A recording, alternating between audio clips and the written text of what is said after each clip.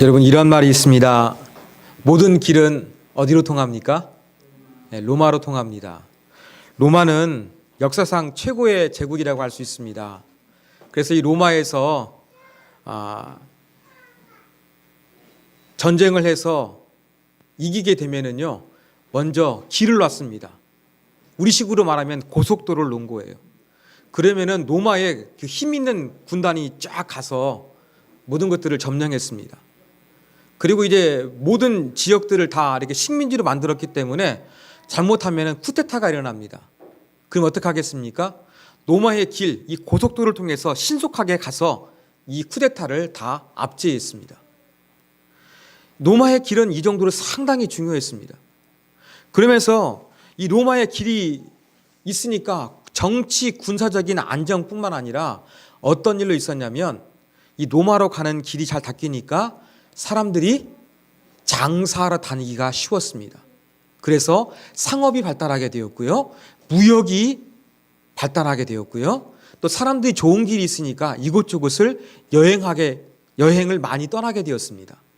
자, 이런 것들을 통해서 로마의 길을 통해서 뭐가 이루어지게 됐냐? 경제가 활성화된 것입니다. 여러분, 총선하면서 우리가 공약 보면서 뭘 중요시 여깁니까? 경제지 않습니까? 이렇게 식민지를 지배하는 로마는 그저 국력만 빼앗아간 것이 아니라 경제적으로 윤택함을 안겨주기도 했습니다. 자, 그리고 이 지방에 저 변두리에 있는 식민지 정복을 했는데 그 지역에 살고 있는 유능한 엘리트들이 있었습니다. 이러한 사람들에게도 기회를 줬어요. 경제적으로만 활성화시킨 것이 아니라 너희도 잘하게 되면은 로마의 최고의 권력기관인 원로원이 될 수 있다. 이 등용할 수 있는 길도 열어줬습니다. 식민지는 되었지만 경제적으로 윤택하게 되고 또 그 지역의 유지들과 엘리트들이 볼 때에 자기들이 로마에 충성하게 되면 로마의 귀족이 될 수 있는 아주 귀한 계기를 얻을 수도 있었습니다. 그렇기 때문에 젊은 사람들은 어떻게 되겠습니까? 로마에게 충성을 했습니다. 그런데 이러한 로마의 좋은 제도, 로마는 1000년 이상 그렇게 유지가 되었는데 로마가 이러한 정책을 발견하는데 아주 중요한 영향을 준 나라가 있었습니다. 바로 오늘 본문의 바벨론입니다. 이 느부갓네살 왕의 정책이 로마의 정책의 모태가 된 겁니다. 느부갓네살이 이제 유다를 점령했습니다. 그래서 어떻게 했습니까? 일본이 우리 강점기 때 이렇게 나쁘게 우리를 강압한 것처럼 억압만 하는 것이 아니라 어떻게 했느냐? 그 유대의 문화를 조금 존중해 줬습니다. 그리고 유대의 엘리트들을 이 바벨론으로 끌어왔습니다.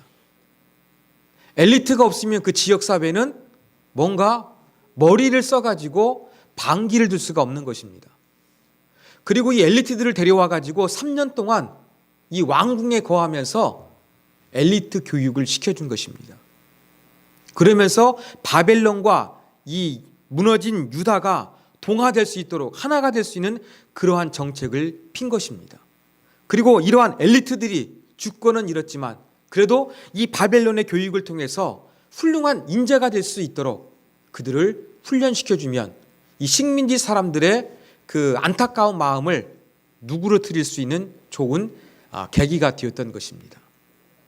이러한 정책의 이단으로서 지금 다니엘과 세 친구들이 바벨론에 끌려오게 된 것입니다. 3년 동안 3년 동안 바벨론의 문화와 종교와 학문을 익히게 되었습니다. 그 당시에 바벨론의 학문이 어떠했을까요? 별거 없었습니다. 요즘으로 하면은 이 바벨론의 그 과학은요, 점성술에 가까웠습니다. 별자리 보면서 운세를 치는 것처럼 그것이 바로 바벨론의 학문이었어요. 유대인들은 하나님을 믿는 거예요. 하나님을 믿는 사람이 별자리를 보고서 운세를 치는 것은 상당히 받아들이기 힘든 부분이었습니다. 그리고 어떤 강압을 받게 되었습니까? 이름을 개명하게 되었습니다. 여러분, 제가 설교 시간에 말씀드린 것처럼 유대인들에게는요, 이름은 그 사람의 정체성의 의미가 있는 거예요. 그런데 하나님과 관련된 좋은 이름들이 전부 다 이 바벨론의 신과 관련된 이름으로 완전히 바뀌게 된 거예요. 우리식으로 표현해 볼까요? 예를 들어 가지고 우리 시우가 있는데 황시우라는 좋은 이름이 있습니다. 근데 우리 시우에게 이렇게 이슬람의 문화가 들어가지고 황알라, 갑자기 황시우가 아니라 황알라라고 불러야 된다고 생각해 보십시오. 여러분, 충격이지 않습니까? 이러한 이름들이 다 다니엘과 친구들 가운데 이름이 다 바뀌게 된 것입니다. 상당히 문화 충격을 받았을 거예요. 그게 어떻게 합니까? 나라는 힘이 없으니까 바벨론의 통치를 받으면서 살아야만 했던 것입니다. 즉, 원치 않는 삶, 원치 않는 상황과 원치 않는 환경 속에서 살아야만 했던 존재들이 바로 다니엘과 세 친구들이었습니다. 이러한 원치 않는 상황에서 다니엘과 세 친구는 어떻게 합니까? 아까 전사님이 설교하셨던 것처럼 내가 왕이 주는 이 산의 진미를 먹지 않고 야채만 먹겠습니다. 한번 실험해 보십시오. 우리 얼굴이 좋은지 안 좋은지 한번 비교해 보십시오. 이러한 제안을 다니엘이 하게 된 것입니다. 이 제안은 어떤 제안일까요? 그 바벨론의 하나님이 아닌 우상을 섬기는 문화, 그 바벨론은 끊임없이 이 유대 사람들을 바벨론식으로 동화시키려고 하는 그러한 문화에 대한 최소한의 저항이 바로 왕의 산의 진미를 먹지 않는 거였습니다. 나는 하나님의 사람인데 이 바벨론의 모든 것들을 거부할 수는 없으니까 그래도 이 먹는 것, 비록 작은 것 같은 것, 이걸 통해서 나는 하나님의 사람으로서 정체성을 지키며 살아가겠노라.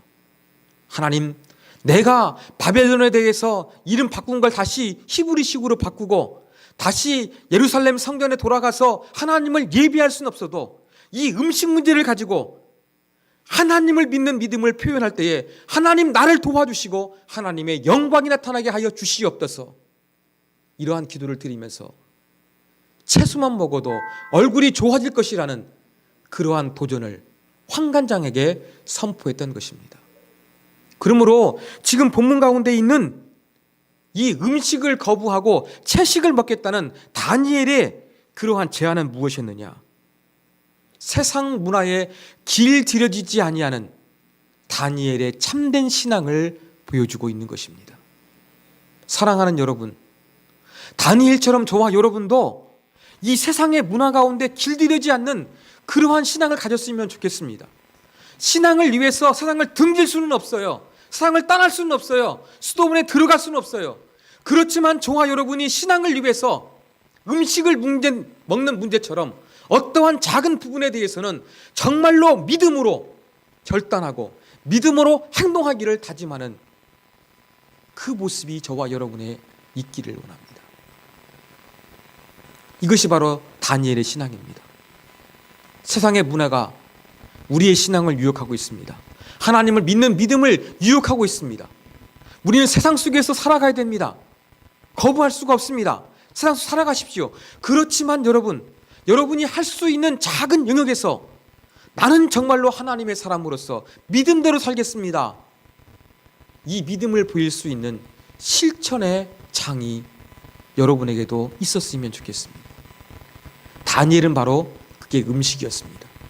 여러분도 비록 작은 영역이지만 내가 세상에 동화되지 아니하고 세상의 요구에 길들여지지 아니하고 하나님을 믿는 믿음을 포기하지 않고 믿음으로 살겠노라고 다짐할 수 있는 그 부분은 무엇입니까? 그 부분을 저와 여러분도 가져야 된다고 다니엘은 우리들에게 교훈을 던져주고 있습니다. 이제 봄이 시작됩니다. 새로운 생명이 약동합니다. 우리 새 학기를 맞이해서 어린이집이나 학교에서 우리의 자녀들 정말로 아름다운 모습으로 살 수 있도록 그 가운데 하나님의 영광을 드러내기 위해서 어때야 되겠습니까? 다니엘처럼 우리가 세상에 길들여지지 아니하고 작은 부분이지만 내가 정말로 믿음으로 살겠습니다. 이러한 마음으로 선포하며 믿음을 실행할 수 있는 강한 의지를 가지고 저와 여러분이 이 봄을 맞이하길 원합니다. 또한 우리의 자녀들이 그러한 마음으로 새 학년을 맞이하기를 원합니다.